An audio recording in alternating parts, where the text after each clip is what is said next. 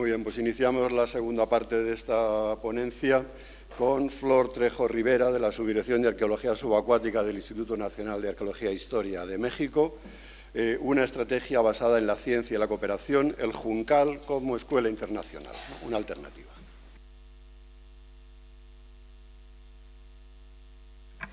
Bueno, muchas gracias por el placer de estar aquí y contar una historia compartida y también la oportunidad de abonar a este debate tan interesante que justo, bueno, no empezó anoche, pero anoche se puso intenso con diferentes ejemplos de cómo se trabaja el patrimonio cultural sumergido, como lo diría el grupo científico, o cómo se trabajan y cómo se investigan los tesoros, como lo dirían las empresas privadas. Yo les voy a contar el caso de la investigación del navío Nuestra Señora del Juncal, y cuando me invitó Jesús, bueno, yo he hablado muchas veces del Juncal porque ya es más fácil hablar del Juncal que hablar de mi vida, creo que me lo sé más, y entonces no les voy a hablar ahora del Juncal, sino les voy a hablar el detrás de cámaras, cómo es la investigación sobre este barco. Cuando estaba pensando cómo iniciar la presentación para que fuera atractiva, por casualidad abrí mi iPad y no podía cerrar un archivo, y el archivo que no podía cerrar era una novela que se escribió sobre el Juncal. Y casualmente me topé con un subrayado mío y me encantó porque es la manera en que voy a empezar este relato. No voy a decir el autor ni el título porque no quiero criticar la novela, pero quiero resaltar algo. Y en esta novela, que se combina la historia del naufragio del Juncal con la historia típica de los arqueólogos que le están buscando y la historia típica de los buscadores de tesoros que también le están buscando, y hay una pugna por quién lo encuentra primero. Están hablando en este diálogo personajes en la novela que están discutiendo sobre si lo hacen los arqueólogos o lo hacen los buscadores de tesoros. Y esta frase me encantó. Uno de los protagonistas, hablando sobre el proyecto, dice: porque una excavación subacuática en plan científico sale carísima y los objetos solo sirven para terminar en un museo y para evitar una querella diplomática. ¿De quién iba a ser el pecio? La ley internacional no está clara. Por lo tanto, no sé si para bien o para mal, en 1986 se firmó un convenio entre España y México sobre naufragios históricos que incluía una cláusula secreta: no revelar la situación del Juncal y dejar que los restos reposaran en el fondo. Por eso, México prohibió un año después la actividad de los barcos cazatesoros, aunque era de esperar que tarde o temprano lo encontraran. Y entonces, debajo de esta frase, puse la imagen de un museo de arqueología subacuática, y tuve mucho cuidado de poner una imagen de México para que no se ofendieran. O sea, no quiero hablar aquí de cuestiones de museos aburridos, pero me encantó y resalté tres cosas que siempre se destacan mucho cuando se critica la investigación científica desde otro lado, ¿no? Bueno, aquí dice que es muy caro, que termina en un museo, así como diciendo qué aburrido, y que sirve para evitar querellas diplomáticas. Es decir, lo científico y lo legal solo resulta atractivo a los arqueólogos y las instituciones, aparentemente. Pero ¿es verdad esto, o en realidad es que las instituciones y los científicos no hemos sabido enamorar a la gente? La idea del tesoro, los objetos valiosos, siempre rodea y envuelve, como estos tentáculos del pulpo, la historia de cualquier naufragio, y solo expone una faceta de su valor. O sea, siempre que uno pone en internet arqueología subacuática, barcos hundidos, etcétera, aparecen paralelo a los trabajos este tipo de imágenes. Pero, ¿cuál es el otro lado de la moneda, aprovechando el cartel que hizo Jesús Calero, donde se ve este real de A8 transparente, y que detrás de la moneda podemos ver otras cosas? Bueno, la historia casi siempre se considera aburrida, y por eso me encanta este meme. ¿Quieres andar conmigo? Todo el tiempo tendrás acceso a datos históricos totalmente inútiles. Es decir, la historia o los datos históricos parece que no sirve para nada, pero si relacionamos esto con lo que expuso de manera brillante Manuel Lucena, pues nos damos cuenta que si hilamos bien esos datos y tejemos bien esa historia, podemos ver otro lado brillante de los naufragios. Y ahora sí voy a entrar de manera muy puntual en el caso del Juncal. En 1631, cuando zarpa la flota de la Nueva España del puerto de Veracruz, en octubre, al mando del general Miguel de Chazarreta, salen en una temporada de nortes, es una navegación muy accidentada y se pierden los dos navíos principales, Nuestra Señora del Juncal y el Santa Teresa. A partir de ahí, a partir de esa tragedia, empieza una historia súper interesante y apasionante de búsqueda del barco. En ese mismo siglo, en 1698, se hace un contrato del rey con asentistas particulares para buscar el Juncal y todos los restos de embarcaciones que estuvieran hundidas en el Golfo de México. Así lo dice el documento, yo nada más lo estoy poniendo en palabras modernas, pero así dice. Y a partir de ese momento ha habido una serie de intentos y de proyectos por localizar los restos del Juncal. ¿Qué tiene de apasionante la búsqueda de este barco? Más allá de su cargamento, que si hacemos una evaluación con otras embarcaciones que zarparon y sí llegaron, es un cargamento normal, o sea, no es extraordinario, pero gracias a una investigación que hace en su momento las autoridades portuarias sobre el naufragio, estoy hablando del siglo XVII, se menciona que es el tesoro más rico que ha salido jamás del Nuevo Mundo. Y esa frase es la que queda ahí grabada para la motivación posterior. Ya si entramos en el siglo XX, hubo muchas propuestas de buscadores de tesoros por localizar los restos del Juncal. No puedo contar aquí toda esa novela porque todavía no puedo, están en nuestros expedientes secretos, pero justamente para proteger ese barco, porque es muy difícil estar monitoreando el mar territorial mexicano, que tenemos más mar que tierra, en 1996 se hizo oficialmente un proyecto ante el Instituto Nacional de Antropología e Historia para investigar no solamente el Juncal, sino toda la flota en su conjunto. Y a partir de ahí empezó una aventura científica, porque encontrar los restos de un barco en específico, sin tener una coordenada precisa y datos ambiguos de siglos anteriores, pues es el reto intelectual más grande que se puede tener. Y ahora les voy a contar un poquito de eso.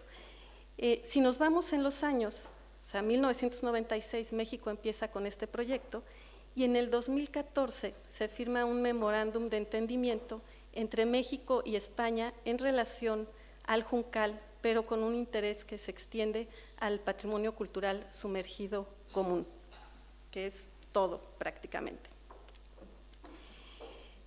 Este es el panorama, pero cuando se hunde el Juncal, 350 años después, queremos saber dónde están los marineros naufragados en la negra noche, que esa es una frase de Víctor Hugo en su novela Los trabajadores del mar, que me encanta. Es decir, queremos saber la historia de quienes iban a bordo y no dónde estaban los restos del tesoro. Si ustedes ven en la pantalla, esas calaveras de dulce que ven ahí, bueno, es nuestra tradición del altar de muertos. Les hicimos un altar de muertos a los tripulantes del Juncal. Cada uno de las calaveritas de dulce tiene el nombre tal cual como está registrado en el archivo. Tienen un cofre del tesoro que van ahí en la lancha que se salvaron, porque se salvaron con una parte del tesoro. Y en este ejercicio de identificar a los tripulantes, por eso puse esa foto, se ha tejido una historia muy interesante. ¿Ven los signos de interrogación en el Golfo de México? Bueno, cuando te metes de lleno a tratar de localizar los restos de una embarcación, es cuando comprendes el valor de los restos de este patrimonio, el valor de rescatar su historia y de compartirla. ¿A qué me refiero?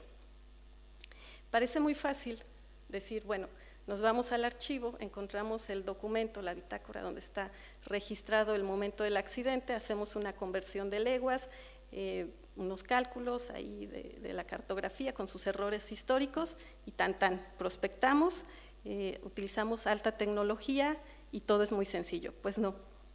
En principio, los relatos de los testimonios no coinciden, como suele suceder, es decir, según cada personaje y en qué parte del barco estaba y a qué se dedicaba y cuál era su mundo cultural, es el dato que tenemos. Entonces no es lo mismo el dato del religioso que contaba el tiempo en credos, rezando, no es el mismo relato, el del contramaestre que explica con cuestiones más náuticas el área del naufragio, y no es lo mismo uno de los comerciantes que iba a bordo y que se salva y que está muy interesado en cobrar el seguro y hacer todos estos procedimientos legales en su testimonio. Ahí tenemos tres mundos que van en un solo barco. Bueno, pues tuvimos que estudiar cartografía histórica, meternos en temas de construcción naval, es decir, cómo era el Juncal, tratar de calcular a qué velocidades navegaba, si iba dañado, qué maniobras pudo hacer. Después nos tuvimos que meter al tema del arte de navegar, porque si habían dado más o menos unas coordenadas, cómo la habían obtenido en medio de la lluvia de noche, es decir, el astrolabio ahí no funcionaba, entonces cómo sabían dónde habían naufragado si no se veía nada alrededor. Una investigación muy profunda de archivo que nos llevó fácil unos 5 años para tratar de localizar toda la información, y después, ya que teníamos reunido todo esto, bueno, llega la otra parte, la parte oceanográfica, es decir, una cosa es la investigación histórica, pero el mar, cómo funcionaba en 1631. Entonces, trabajando con oceanógrafos de la UNAM, se diseñó un modelo matemático para ver exactamente el 31 de octubre de 1631, cómo estaban las corrientes, si había un norte, si era un huracán, si hubo fenómeno del Niño del lado del Pacífico, se afectó, calculando con la velocidad del Juncal, cómo iba navegando, los testimonios, etcétera, etcétera. Y entonces todos esos datos se pusieron en un modelo matemático y se estableció un área de búsqueda que es enorme en términos humanos para llevar a cabo en una sola campaña de mar.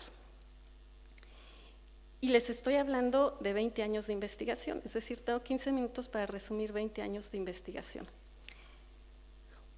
Todo esto, por supuesto, que nos va llevando a profundidades en las cuales vamos reconociendo una sociedad náutica de la cual somos herederos todos, y les voy a decir porque el momento clave del naufragio, cuando uno está leyendo las maniobras que hacen para sobrevivir, se te pone la piel chinita cuando entiendes esas maniobras, dices, eran grandes marineros, estuvieron así a un pelito de salvarse de la nada y no se salvaron.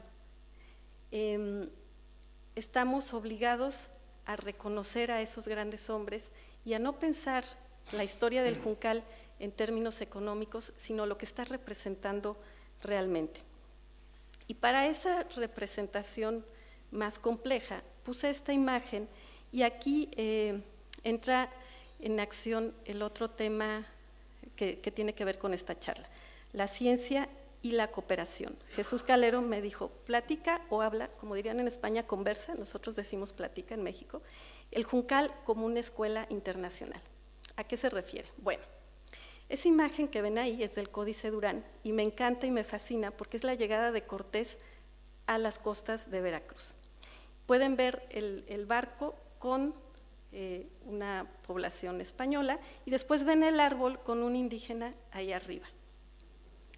¿Qué nos está narrando esa historia? Y me encanta y les voy a decir dónde se unen estos dos mundos. Llega Cortés a las costas de Veracruz y en lo que ahora es la Ciudad de México, Tenochtitlan, está Moctezuma, llega un personaje con él y pide, voy a usar palabras extrañas, bueno, voy a usar palabras que no se usarían en ese momento, pero es el contexto. Pide audiencia y le explica a Moctezuma: he visto en el mar una roca horrorosa flotando. Es decir, se refería al barco, pero no solo era una roca horrorosa flotando, sino que tenía gente que se movía y que además tenían un vehículo menor en el cual salían a pescar. Es tan extraordinario el relato que Moctezuma no le cree y manda unos espías a Veracruz. Van los espías, verifican la historia, regresan y le cuentan que es cierto, y entonces él inicia un operativo de reconocimiento, es decir, ¿quiénes son esos que están en el mar? Y para reconocer quiénes son, manda comida y dice: ofrezcan la comida, si se la comen es que son personas que están regresando a un lugar que ya conocen, y entonces vamos a sentarnos a hablar. Entre la comida que llevan y todas las viandas hay cacao. Entonces llegan ellos a la orilla, hacen señas a la embarcación, Cortés manda una lancha, se comunican a través de señas, los suben a la lancha a estos comisionados y hacen el intercambio de alimentos. Claro, Cortés previamente dice: pruébenlos ustedes, no vaya a ser que esté envenenado, lo prueban, y cuando empieza el intercambio gastronómico, el cacao les fascina, es lo que más les gustó. Y justo ayer que yo estaba comiendo un postre delicioso de chocolate, me acordé de esa escena. ¿Cuánto tengo? 3 minutos. Bueno, ya voy a terminar. ¿Qué ofrece Cortés a cambio de lo que le habían llevado de alimentos? Un pedazo de bizcocho, que es este pan cocido 2 veces, que es el típico pan marinero, y vino. ¿Y saben qué les encantó a ellos? El vino.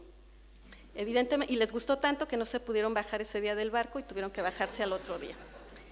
Regresa con uno de ellos, guarda un pedacito de bizcocho, regresan con Moctezuma, se lo enseñan, Moctezuma lo prueba y hace un ritual y lo entierra. Porque en ese momento, pues estamos hablando de 2 culturas náuticas marítimas que se están reconociendo. Lo que pasa es que no está muy trabajado que el aporte náutico de la sociedad prehispánica a la navegación europea en ese momento de encuentro. Bueno, con esta imagen lo que quiero resaltar es que de eso se trata. O sea, no es, como dijo Manuel Lucena hace rato, no es un proceso de conquista que podemos hablar en blanco y negro. Es un reconocimiento de 2 culturas que se ve reflejado cuando trabajamos de manera arqueológica en los restos de una embarcación. Entonces, en ese sentido, como les mencioné, en el 2014 se firma un memorándum de entendimiento entre México y España en relación al Juncal, porque partimos de este punto. Ponernos a pelear de quién es el barco es tan aburrido, tan estéril, que ese no es el camino. El camino es trabajar juntos porque es un patrimonio común. Vamos a ponernos de acuerdo antes de encontrarlo para no entrar en estos pleitos que no nos llevan a nada. Lo que quiero decirles es que ha sido muy fácil ponernos de acuerdo, o sea, no hay contradicciones en lo que queremos. Lo que es complicado es atender a la parte burocrática que lleva toda esta documentación.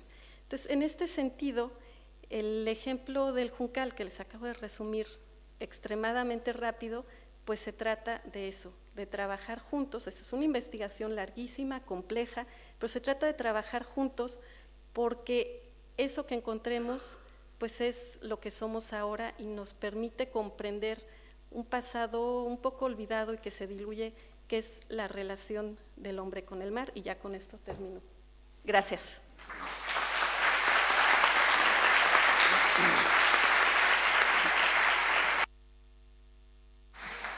Muchas gracias, Flor.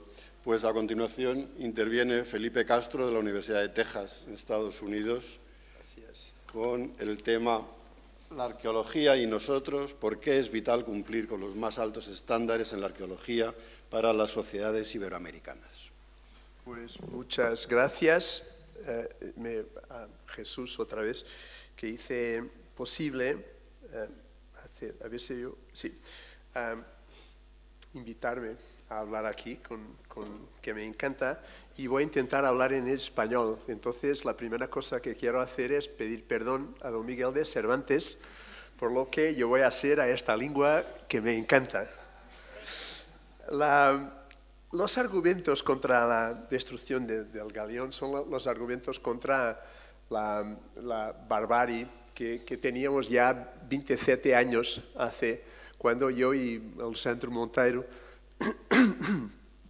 estábamos luchando contra el gobierno portugués, que hizo lo mismo que los colombianos han hecho ahora. Es que la caza a los tesoros es una actividad bárbara, es una actividad salvaje, y no se puede hablar de este asunto de otra manera. Lo que los colombianos van a hacer es pagar muchísimo para destruir un pecio, vender los artefactos, pues sacudir los osos de 600 marinos y sacarles las monedas de los bolsillos y venderlas en subasta. Y os aseguro que el patrimonio va a ser destruido y que nadie va a publicar nada. Hace 30 años que yo trabajo con cazadores de tesoros y no he visto nunca un proyecto que se termine con una publicación donde aprendamos algo. Es un trabajo de destrucción, que es un trabajo que no acontece en el vacío. Hay una ideología antiintelectual en estos trabajos. Me dicen, hace 2 años o 3 he leído que en el planeta, desde 1900, hay 5 veces más personas y 32 veces más dinero. Pero los gobiernos no tienen dinero para curar el patrimonio, para enseñar la historia y la arqueología de una manera plural, como hemos hablado hoy ya. Y entonces, lo que yo quería hacer muy claro aquí es que lo que hacen los cazadores de tesoros es lo que hacen estos tíos del Daesh al patrimonio. Es que no se filman. La diferencia es que no tenemos imágenes. Todo lo que ellos hacen es secreto. Y cuando nosotros queríamos luchar con ellos en el tribunal que han procesado al Sandel por difamación, no hay imágenes y no hay pruebas de lo que hicieran. Entonces, la primera cosa que yo creo que es importante resaltar aquí es que hay una falta de transparencia en todo este proceso. Nosotros queríamos saber lo que quieren hacer los cazadores de tesoros en 6 meses en un pecio que está a esta profundidad y que tiene la importancia patrimonial y las ideas que están en este buque, pues necesito mucho más que 6 meses para trabajar Es muy importante no dejar que los cazadores de tesoros se planteen como una alternativa a la arqueología, porque no es lo mismo. Lo que ellos hacen es lo que estos tíos del Daesh hacen al patrimonio. Y esta idea de que tenemos que convivir con gente que es antiintelectual es muy peligrosa, porque nosotros no podemos sobrevivir más sino que somos un organismo. Ya no hay, hace 1 millón de años o 2, era posible a un tío aprender a hacer todas las herramientas que necesitaba para sobrevivir de 20 años. Quería decir 18, pero no me salía, 20 años, pero hoy no es posible. Nadie sabe hacer un rato de esto, nadie lo sabe hacer. Unos saben sacar el plástico, los otros saben escribir los códigos, los otros los minerales, y entonces necesitamos de intelectuales. Esta sociedad no va a sobrevivir si solo pensamos en dinero. Es que nosotros construimos las cosas desde arriba y la sociedad no puede convivir con estos salvajes que la están destruyendo. El poder de la historia ha sido discutido muchas veces y es que hay un continuo y nosotros no somos independientes de la gente del pasado. Nosotros somos una consecuencia de un deber histórico que está muy íntimamente ligado al pasado. Y si ponemos nuestros padres y abuelos y bisabuelos, es una isla muy pequeña de gente. Cuando llegamos al tiempo del San José, ya estamos, es muy poquita gente. Y es muy importante, no se puede ignorar el pasado. Hay muchísimas razones muy importantes, porque el pasado está en nosotros, pero a veces nosotros no sabemos cómo. Y es que los arqueólogos y los historiadores construyen y desconstruyen estas narrativas con las que vivimos y que son muy, muy importantes y necesitan atención y presupuestos. Como dice Daniel Dennett, el filósofo americano,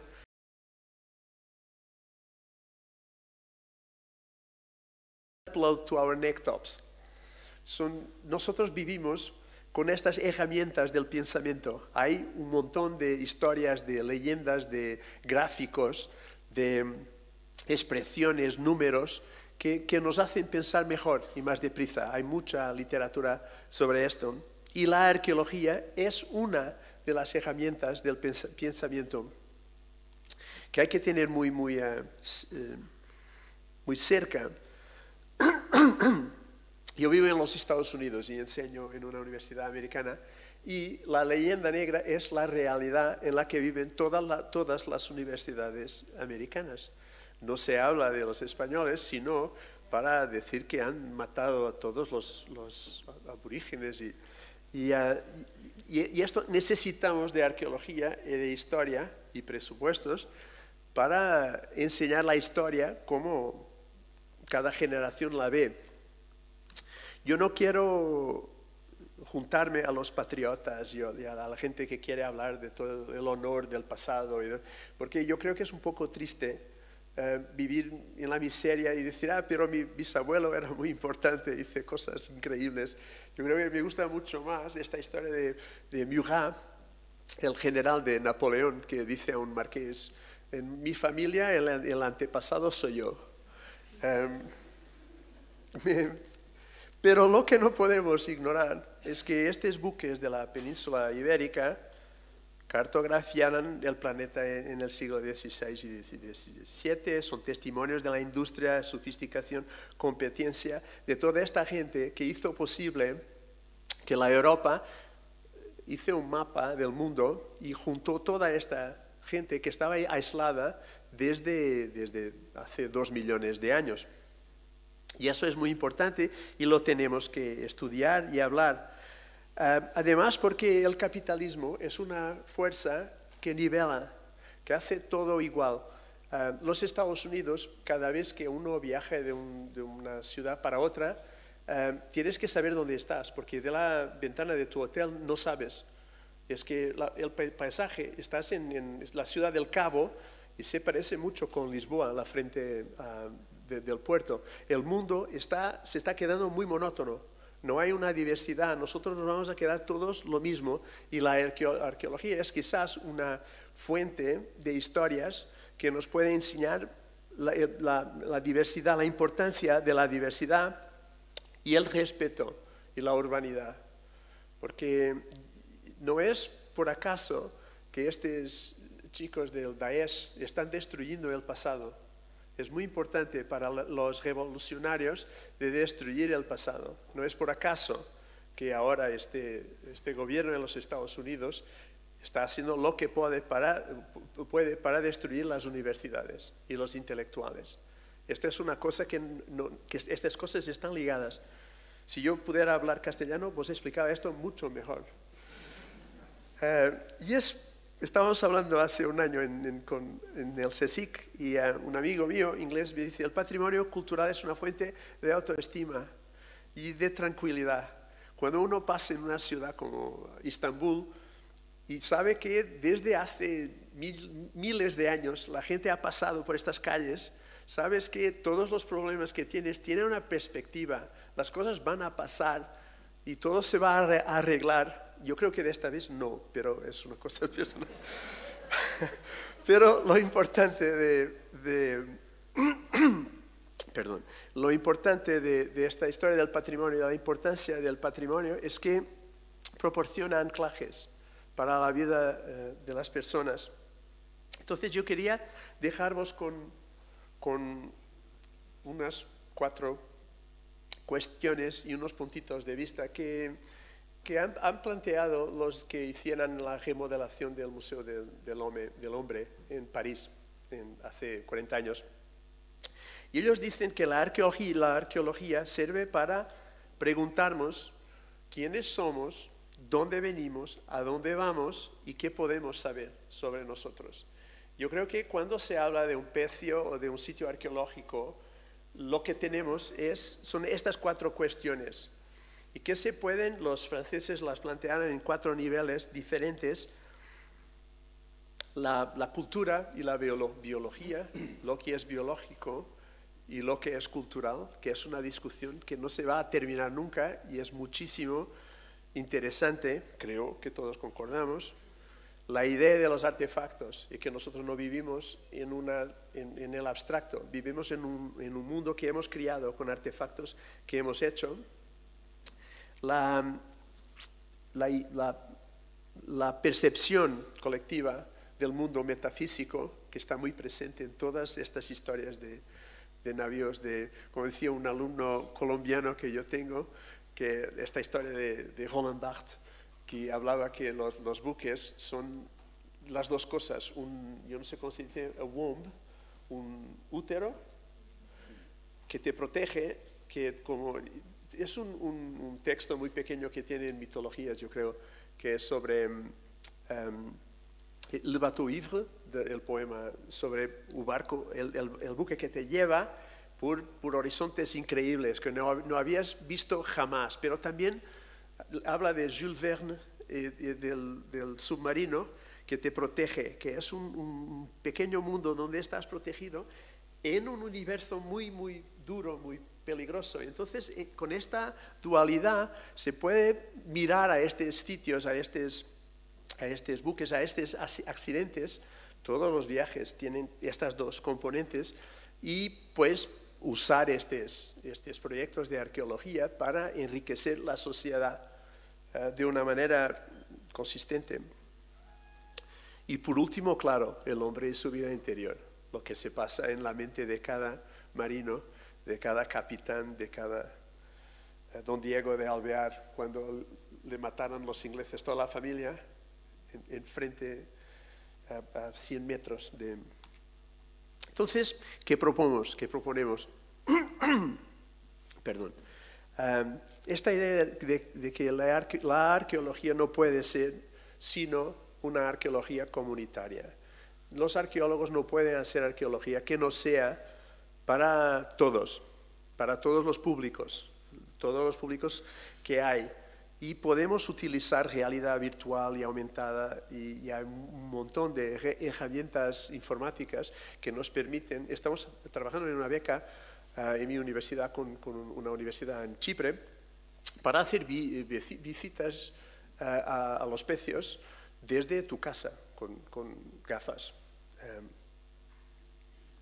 Y lo que nosotros estamos haciendo en Texas ahora en mi laboratorio son pues bases de datos en SIG, pecios, ya tenemos como 700 pecios del periodo 1300-1800, estamos coordinando con Ana, que los tiene de la parte de las mercancías, del mundo del comercio, y nosotros tenemos de los pecios, de la madera, de los cañones, de las anclas, con Carlos de Juan, que hice una taxonomía de todo lo que flota y lleva personas, ideas y mercancías en el Mediterráneo, desde la antigüedad clásica, antes preclásica, hasta el periodo medieval, y la vamos a publicar.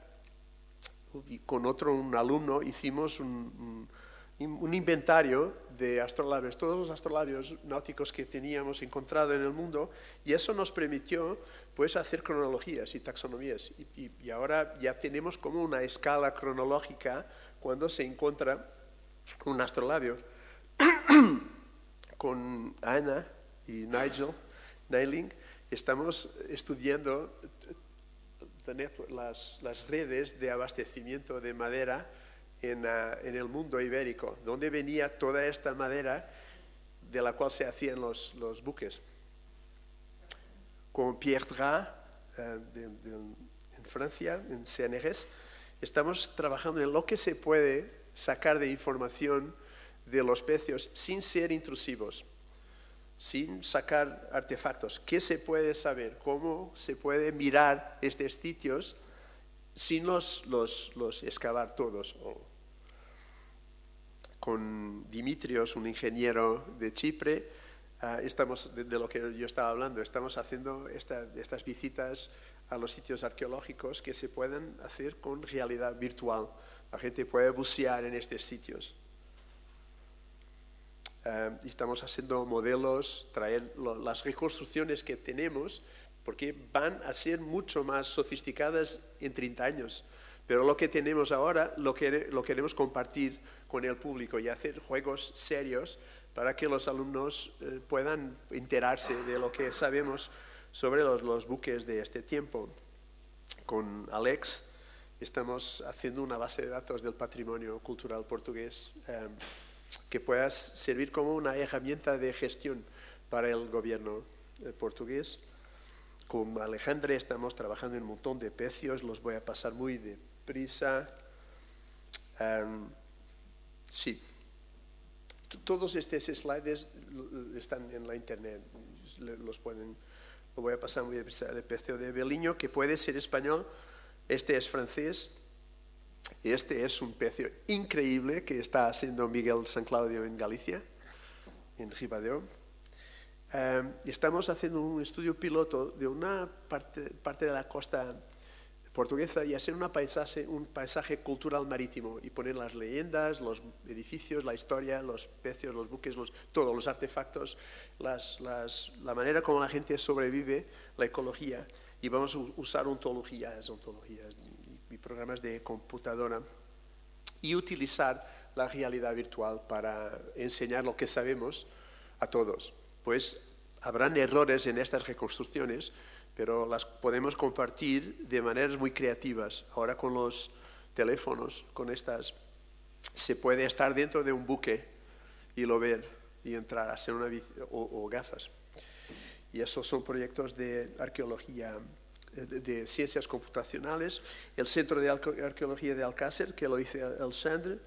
Estamos trabajando con la gente de la ingeniería para hacer AUVs, vehículos autónomos subacuáticos, y glosarios. Vamos a poner en la internet un glosario en 6 lenguas para que los estudiantes por el mundo fuera, porque esta es la primera vez que el mundo tiene 95% de las crianzas en la escuela. No se ha pasado nunca antes que un 90% de los niños están en la escuela. La próxima generación de arqueólogos no va a ser europea. Y estudiando los tratados con Alfredo Catalina de la Universidad de Valladolid, estamos estudiando el proceso de dibujo de las cuadernas maestras de muchísimas tradiciones, y mis alumnos están trabajando sobre lo que hace un navío ibérico, o cómo eran dibujados en el siglo XVII, o este es un trabajo sobre los ingleses en el Caribe, la guerra civil, las florestas y los buques en Francia, cómo se hizo un pueblo en los Estados Unidos, cómo se empezó un paisaje, un pueblo que hoy es una ciudad, o tengo un alumno que está tratando del cultural management en Japón. Entonces lo que yo quería terminar solo con esto, que con un grupo de 12 alumnos nos fuimos hacia un pecio que puede ser uno de los pecios españoles más tempranos en el continente americano, en las Bahamas, y hemos empezado este proyecto este año que pasó, y con los computadores y con todo lo que tenemos, con 2 becas, excavamos el sitio, hicimos un primer registro, tenemos que volver, ya tenemos un modelo de cómo era el pecio y dónde estaba para explicar, pero lo más importante es que hicimos esto con la población, todos, incluso la población servil que trabaja en las mansiones de los millonarios de Bahamas, que no tienen cómo saber lo que hacen estos gringos en las Bahamas buceando en un pecio español. Y entonces hicimos un trabajo de llevar a los niños a bucear, de enseñarles, teníamos biólogos a salvar los corales y a hacer buceos en el sitio. Y esto me hace muy feliz que este niño está diciendo, I really want to be an archaeologist now. Y esto puede cambiar un pecio cada vez, puede cambiar la gente, porque la arqueología tiene que ser pública.